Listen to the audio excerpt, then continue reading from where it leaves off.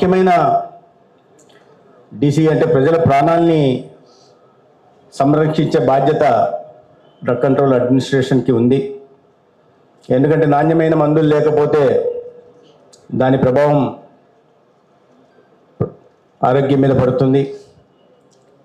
అదేవిధంగా నిబంధనలకు లోబడి మందుల పంపిణీ జరగకపోయినా, మార్కెట్లో లభ్యత లేకపోయినా దాని దుష్పరిణామాలు కూడా ఉంటాయన్న విషయం కూడా మన అందరికీ తెలిసిందే.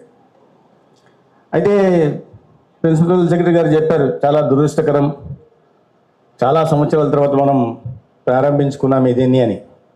నిజానికి ఇది అప్పుడు నరేంద్ర మోడీ గారి ప్రభుత్వంలో సెంట్రలీ స్పాన్సర్ స్కీమ్ కింద ఈ ల్యాబొరేటరీకి కానీ, ఈ బిల్డింగ్ కానీ, 2 రీజనల్ ల్యాబొరేటరీలు కానీ, అదేవిధంగా 23 ఏడీ డిస్టిక్ ఆఫీసులకు కానీ సెంట్రలీ స్పాన్సర్ స్కీమ్ కానీ నిధులు మంజూరు అవుతాయి.